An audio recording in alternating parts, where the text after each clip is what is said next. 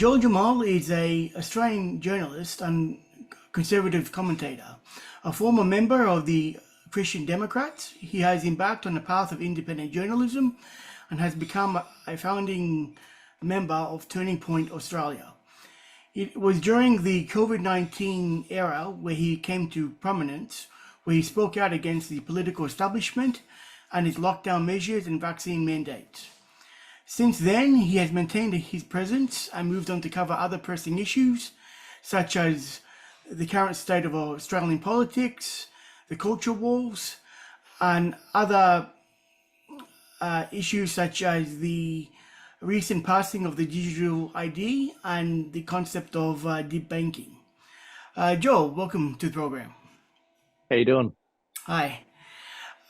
Just to get started, you could please go into a little bit of your background and how you got into politics and independent media. Yeah, sure. I was forced into it. I used to work in the property development and construction industry. I ended up losing my job in mid-2020 due to the lockdowns. As a result, that rendered me without work. It completely screwed up my life plan with regards to being a property developer, then doing my own thing. And so I ended up basically having a hobby on the side, following politics. I happened to follow what was going on in the Australian political scene and sort of see this coming. I saw this coming with regards to the lockdowns and the continued totalitarianism from the government.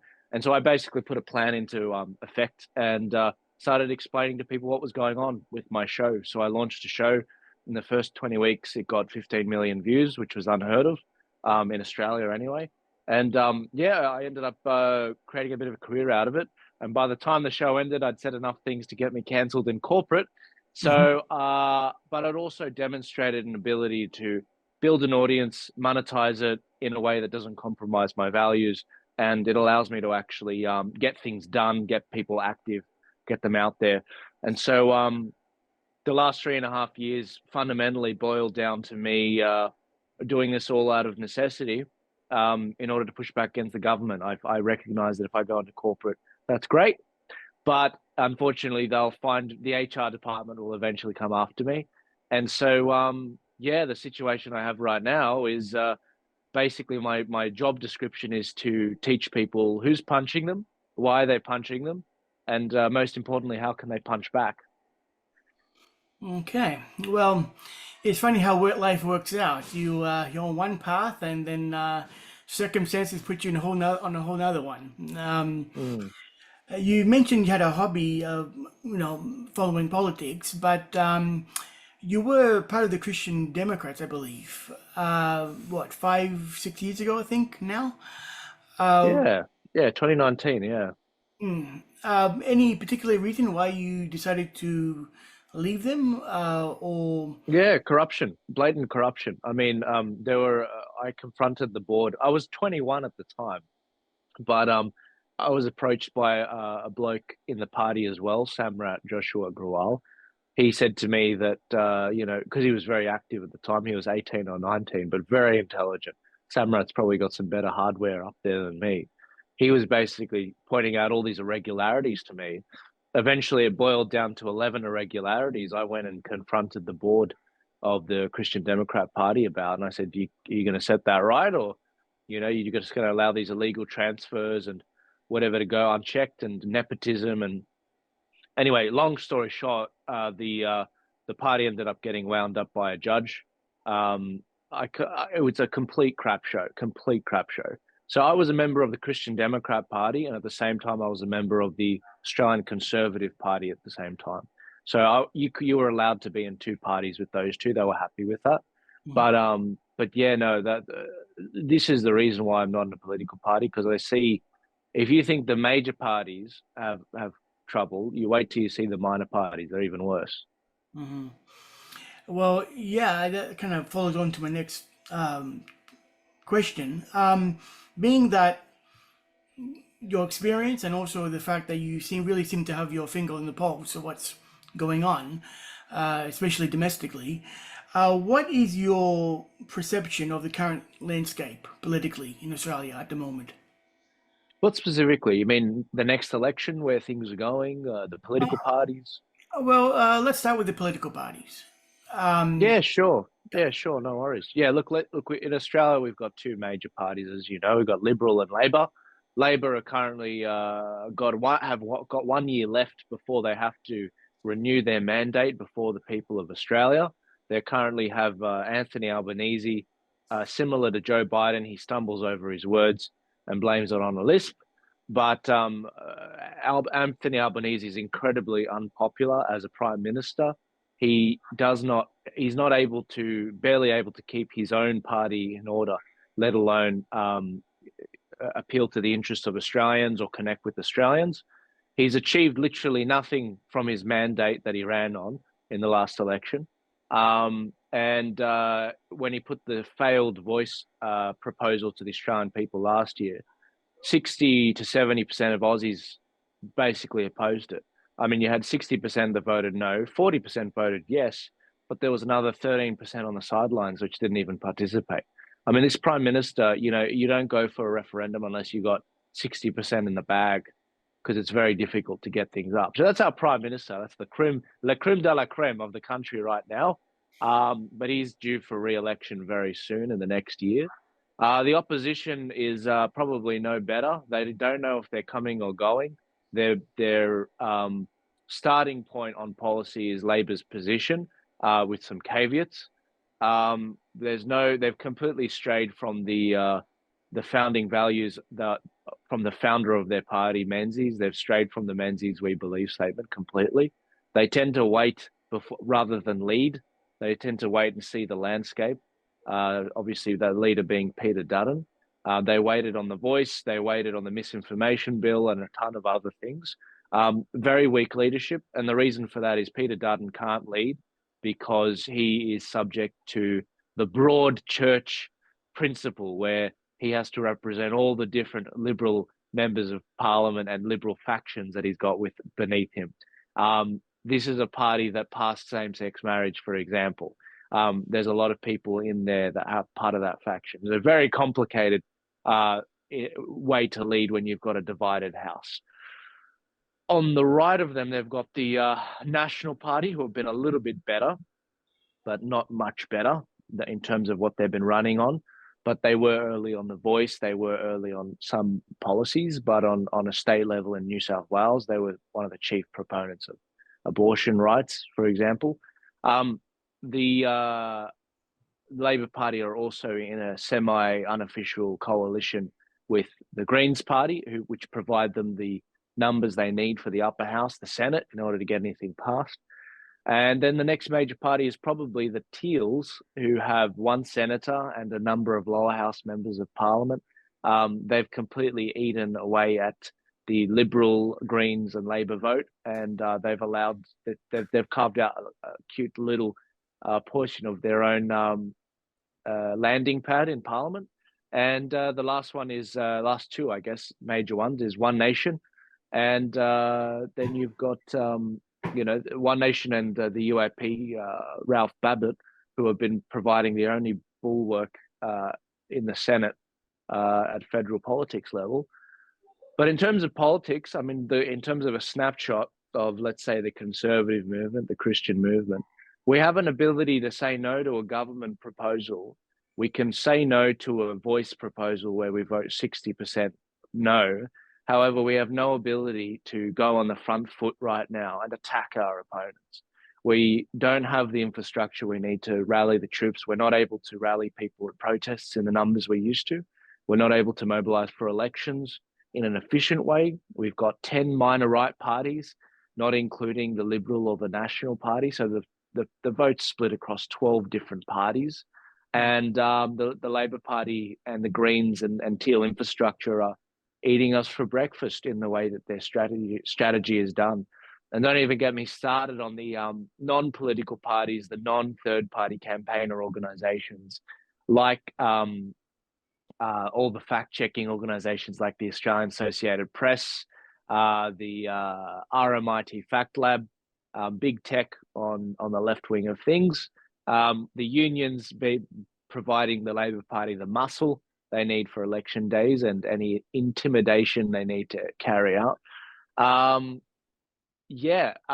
In short, and then that don't even get me started on their goons in the Labor Party and on the left wing of politics with regards to Antifa and the students on campuses that are protesting all the time, and they're always on call to intimidate people on of a conviction that's Christian or conservative.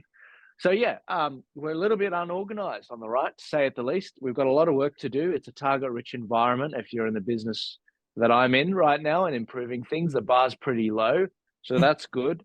But it requires substantial funding in order to get things done. Right.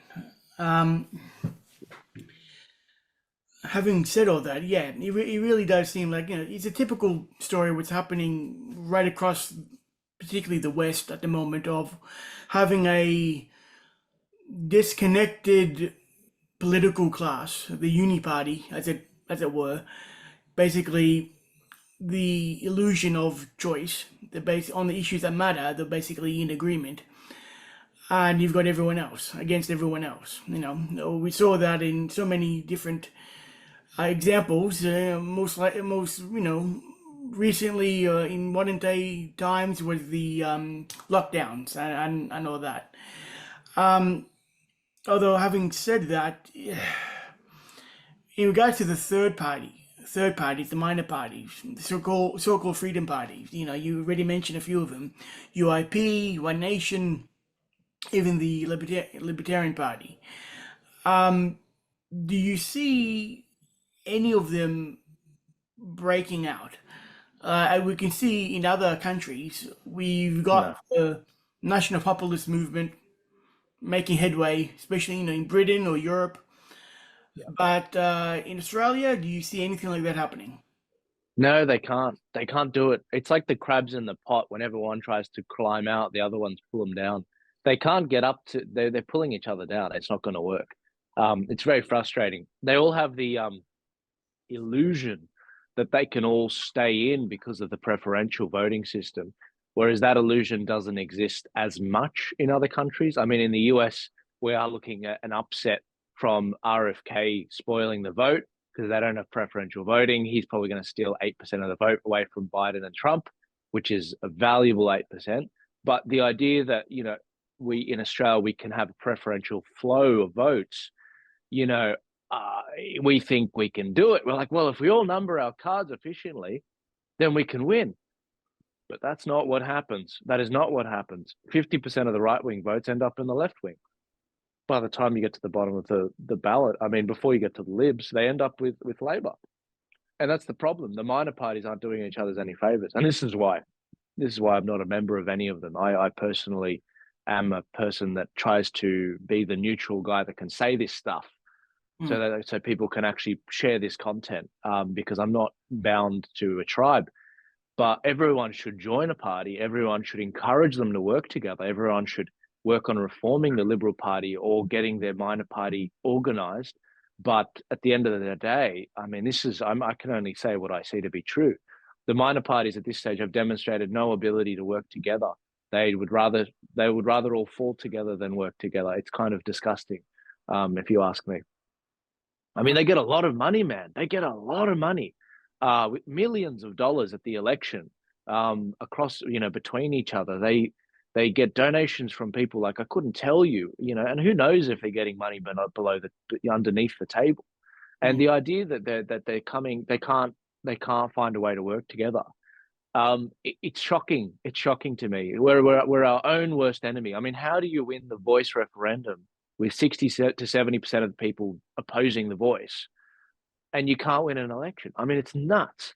And so I look at that, and it tells you one thing: these minor parties are just going to continue failing until, the party's up, pretty much. Let me give you one data point. In Victoria, they managed to get Senator Ralph Babbitt up with 11.5% of the vote. In New South Wales, we didn't get a senator up from the minor parties, but we had a combined freedom vote of 12.6%, 1.1% higher than Victoria, because there's no preferential sharing. It's not efficient. we're not well organized with that. We're double handling, we're running in the same seats. This is completely silly. And I think a lot of the volunteers and the candidates, they're sick of it.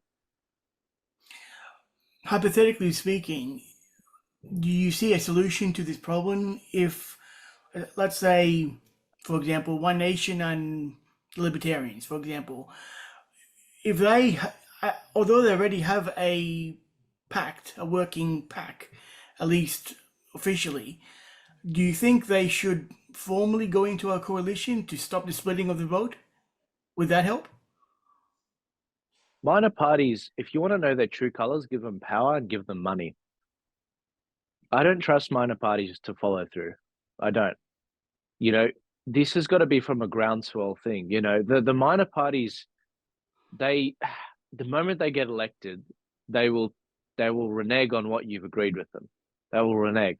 When I say, like, they will think that they got in on their own abilities, and they will, as a result, think that they can run in the Senate or run at a different level of government and win.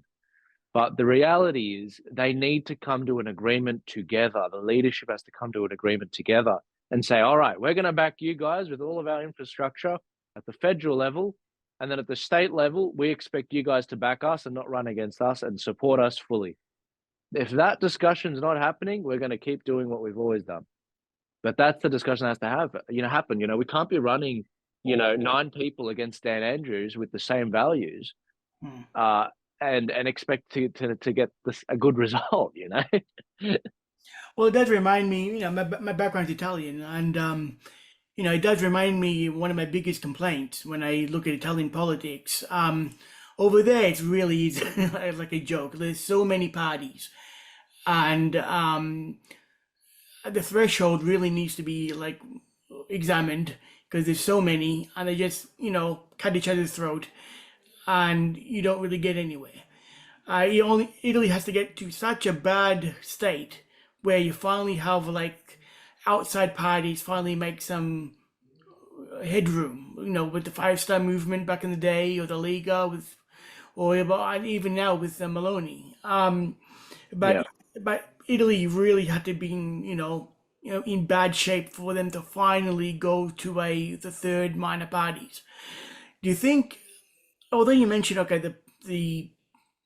the corruption of politics and within the third party movement, but also moving on to, I suppose, more the Australian society side of things, is it still a factor of the Australian people themselves are still not feeling the pinch, are still not in bad enough shape where they still believe in the institutions and the major parties, and they don't want to believe things as bad as they are? No, look, they are making different choices. I mean, in terms of the demographics of the last election, and it's going to get worse. The major parties, Liberal and Labor, used to get something like 80 to 90% of the vote between the two of them. That's changing. That's completely changing. You know this. We've got a third of the vote being taken up by the coalition. We've got a third of the vote being taken up by Labor. And then we've got a third of the vote being taken up by minor right or minor left parties. People are looking more and more for minor parties. I mean, the Liberal Party and Labor used to be, getting somewhere between, in the mid 40s, 45% primary vote. Now they're getting more like mid to low 30s. Like this is like end of days stuff for the party, and somehow they're still surviving. But we're gonna enter into the era a bit like what New Zealand just had, where in order to govern, you need to go in coalition with 2 other parties in order to ensure you have the supply to pass legislation. I mean, that's where we're getting into. People are getting disillusioned. They're either not voting, which is increasing every election, or they're basically looking for minor party alternatives. I mean, Bankstown, for example, has a 20% invalid vote rate. People that are showing up to the polling booth, getting their name ticked off, but not voting for anyone. I mean, people are getting really disillusioned, and it's not just a language thing like in Bankstown. There's a lot of areas where people are just so disillusioned with the whole thing, they would rather just say it's too hard.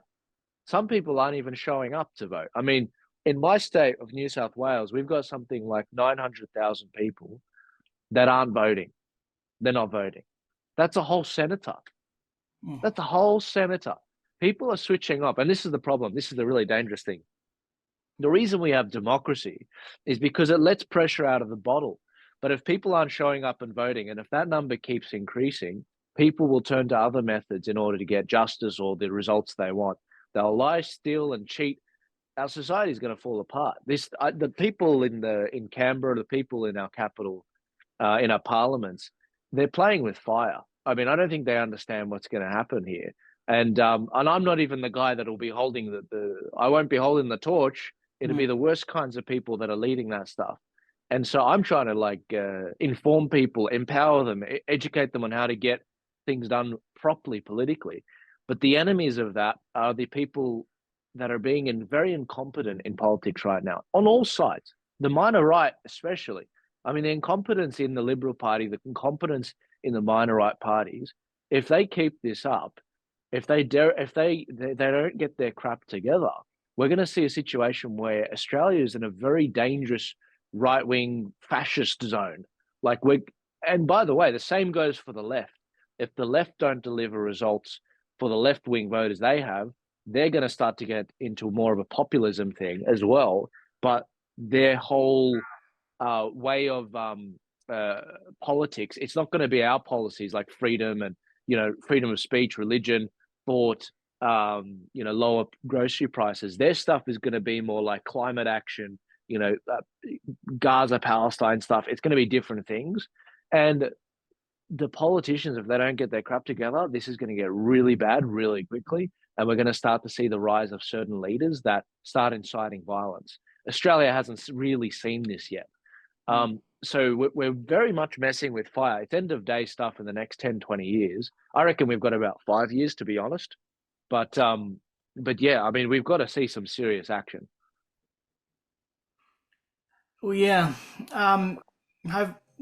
Having said that, it could be a one of the best things for the establishment. Things like that happens. They love that. That's an excuse for more power, more excuse for taking away more rights. There's an emergency, so we need to maintain control. People are rebelling, so it could even get worse from that perspective too. I mean, we had a taste of what it's like during lockdown.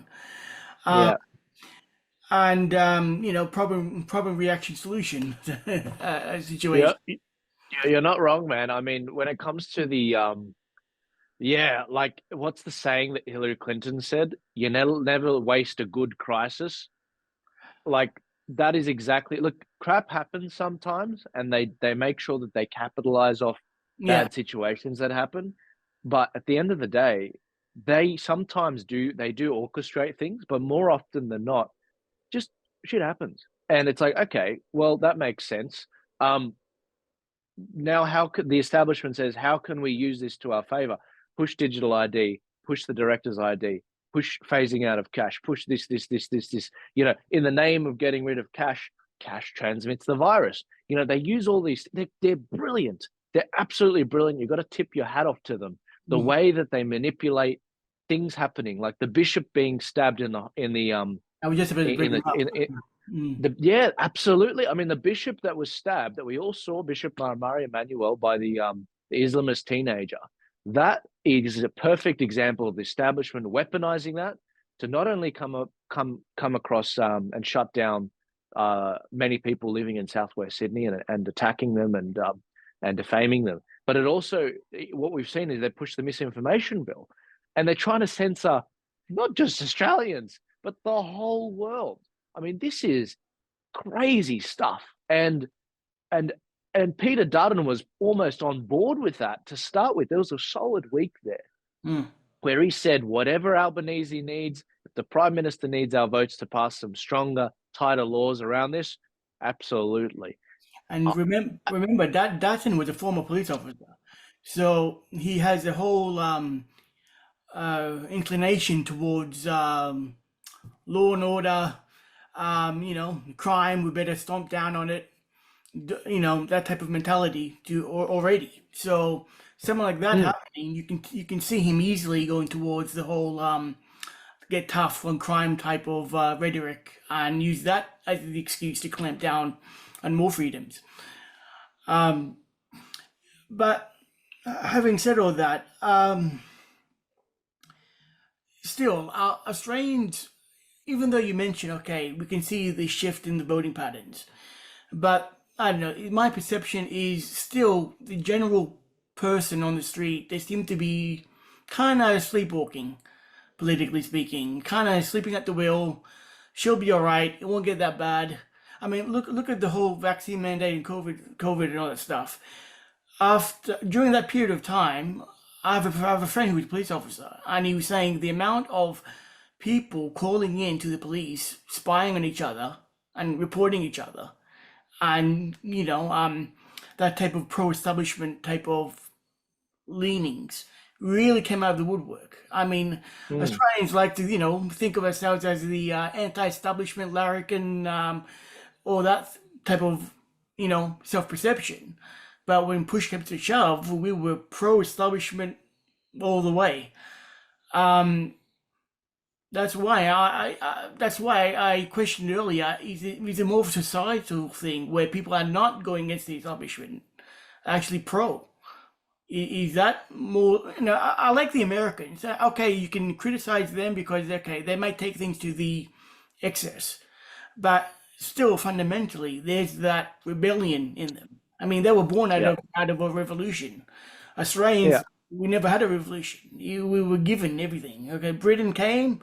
This is it. This is Australia. This is your laws. This is your culture. This is your politics. Here it is.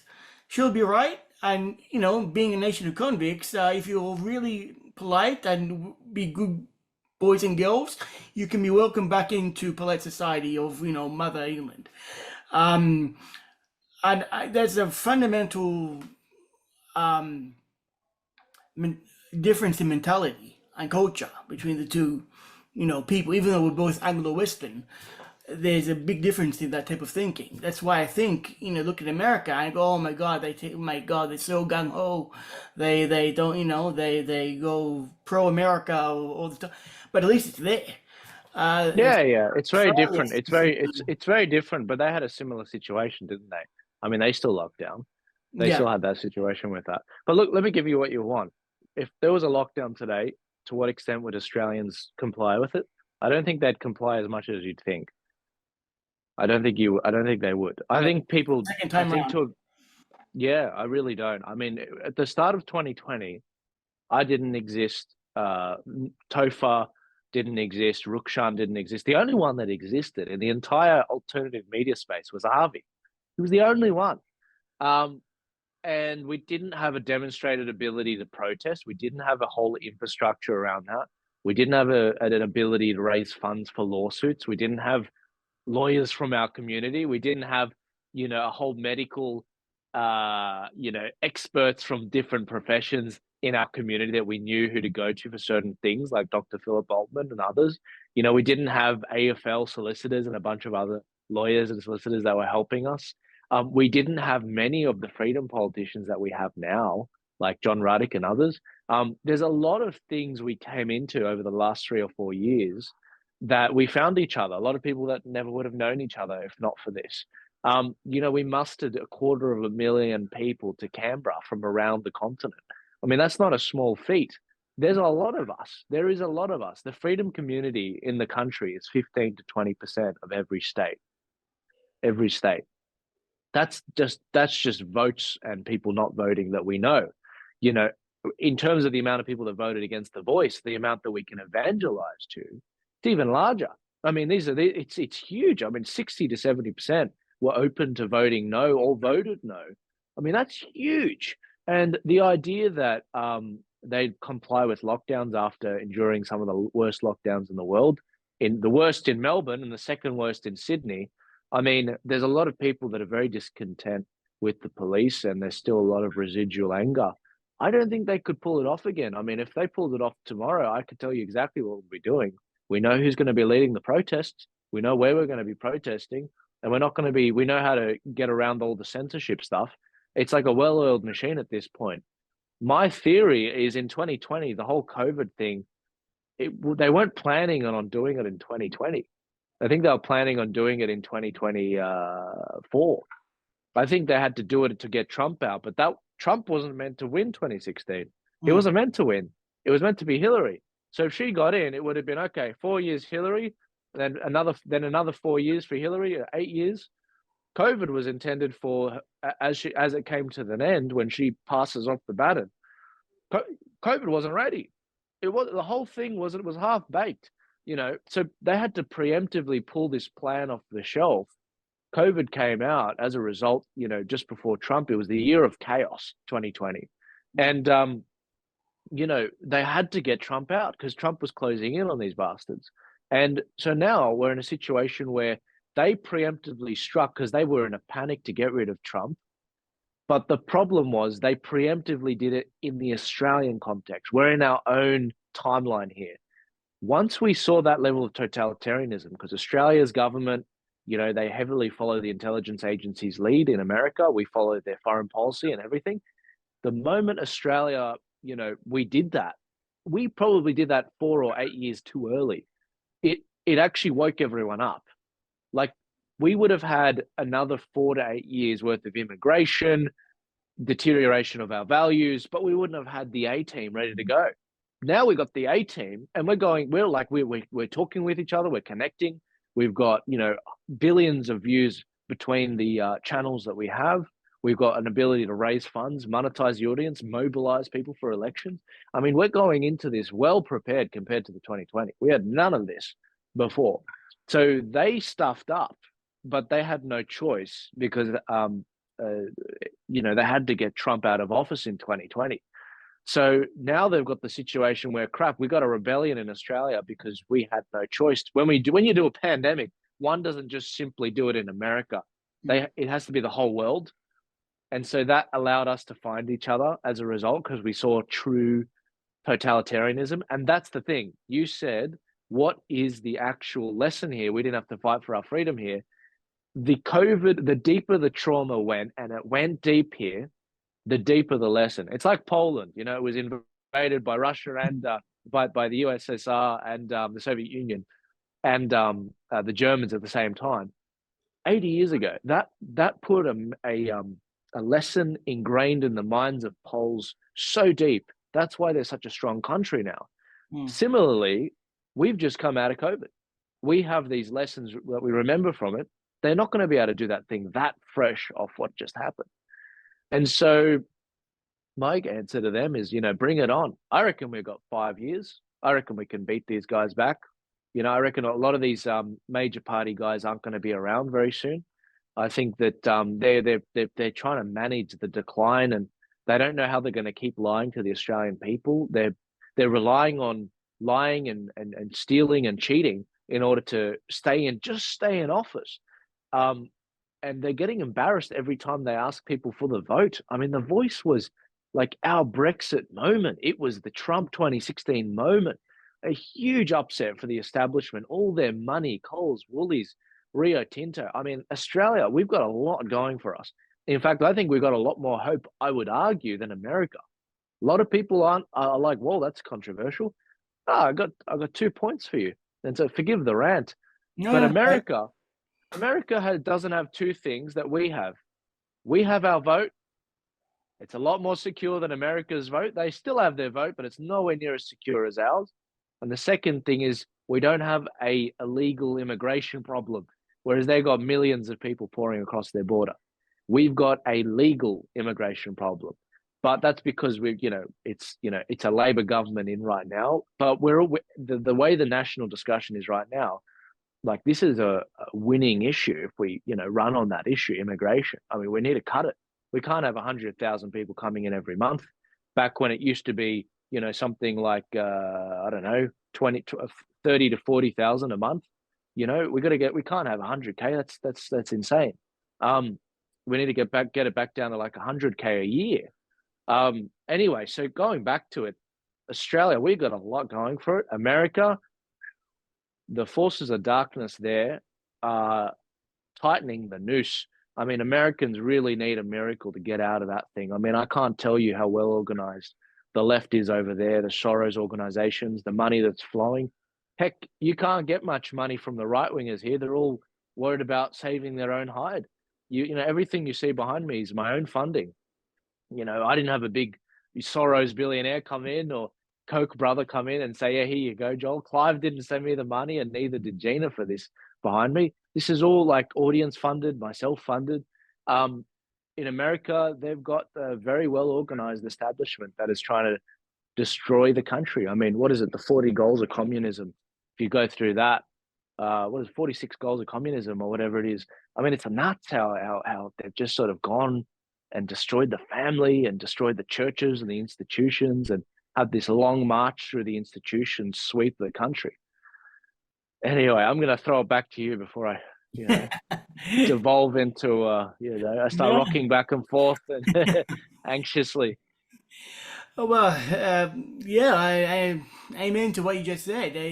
But from what I gathered, you seem to be there's much more hope there compared to what you said earlier in this discussion when you were saying that I suppose you're saying society level people are more on board with each other and there's more support within this movement, but it doesn't seem to have any real political headway. The political side of things to break in to start actually affecting things on that level seems to be in disarray. So, according to you, if that bit gets fixed, do you think we can be really on board in pushing back, or are there other issues? I think so. I think so. Yeah, I don't see why not. The Australian people, well, I'll put it this way to you. I'm 27 this year. I just turned 27. I don't see a situation where it's better for me to work in the industry of let's say some corporate industry. I'll go back to property development or construction. I recognize that we need to fight now. Like we've got a huge fight on their hands. And for whatever reason, maybe it's because I followed international politics, for whatever reason, people have found value in my commentary and in my direction when it comes to activism at elections. Um, there's a lot of things I could be doing right now. I'm doing this because we have to do it now. Like we've got a closing window in 5 years or 3 years, this thing is going to be done and dusted. But we've got four critical things right now which allow us to actually keep doing our thing. We can still raise money. We can still reach our audience with alternative platforms. We can still get members of parliament elected, and we still have control of our borders. We've got those four things. We can do this. We can absolutely do this. We still have an ability to speak online, so we can pretty much do anything. You mentioned international politics, turning more so in that way. How do you see overall what's happening in the world? I suppose in Britain you've got just the recent local elections. We've seen the Tories basically pretty much implode. You've got Nigel Farage's Reform UK actually I think 3 points difference between the Tories and Reform on a national level. And as I mentioned earlier, you have Europe with all these national populist third parties winning elections or really gaining a lot of momentum. And America, the Trump movement has really basically cemented itself within the GOP, and it looks like very strong possibility of Trump actually making a comeback.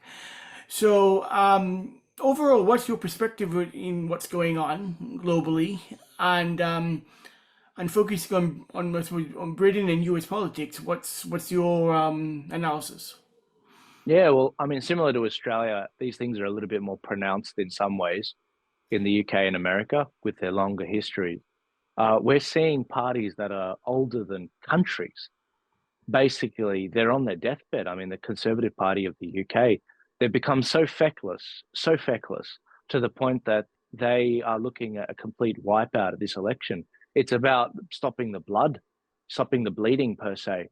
And what we're seeing right now in the UK is, yeah, a wipeout at the next election within the next year and a half, of the Conservative Party and Nigel Farage coming up through the populist.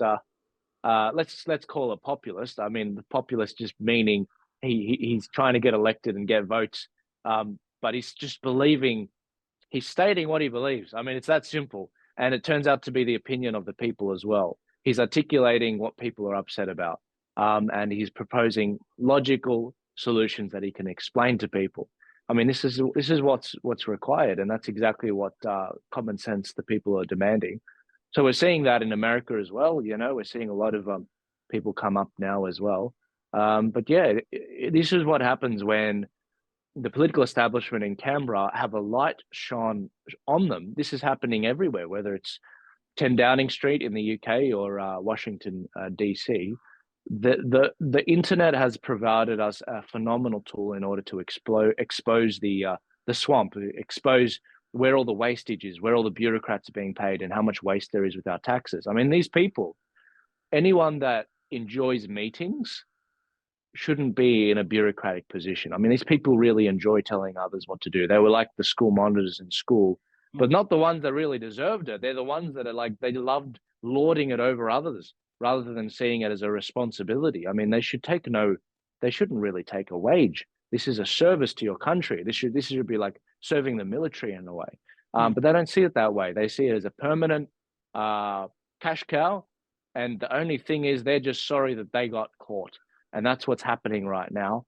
Politics for the longest time was shrouded and gate kept by a willing and complicit media who are meant to be the guardians of democracy. The establishment newspapers and TV stations haven't done their job, which is why I'm not surprised that they're just hanging on by their fingernails. And so the internet's completely been the great leveler, and that's why it's their number one enemy. Without a free and fair internet, they may have won the voice vote. We may not have been able to get our resources out there and the facts about the situation. You know, Anthony Albanese trying to ban memes is just the biggest. I mean, what, you can't make fun of the prime minister? What are you, Xi Jinping? Where you can't put, you know, Winnie the Pooh next to Xi Jinping? I mean, this is ridiculous. They laugh if we compare Australia to China, but that's literally what's happening. I mean, what's next? You're going to throw us in jail like you did during COVID? Many people during COVID. That's the sort of Xi Jinping sort of stuff. I mean, this is the problem. You know, we've fooled ourselves into thinking we're a free and fair country when we're actually hanging on by our fingernails. I mean, and the funny thing is they've done this all by stealth, by consent of our people and people's lack of knowledge. There's a great line in the Bible. God says, "My people suffer because of their lack of knowledge." I mean, that is exactly what's going on here. I mean, people don't understand politics. They don't understand, as I started this interview, who's punching them, why they're punching them, and how can they punch back. That's where I come in. That's where a lot of people in America come in, like Charlie Kirk from Turning Point USA. That's where the Reform Party comes in the UK as well. And yeah, it's an increasing thing around the world. It's a great correction that's happening in the political sphere. Mm-hmm. Okay. Okay, just to sort of finish off, what is your outlook overall in the next 5 years? To say you say that we could go either way, but at the same point, there is a big groundswell and there's a big well, not so much underground anymore, but a movement, I suppose, an anti-establishment, anti-globalist movement within Australia. Uh, so that's the positive side, but where do you think we're heading? Yeah.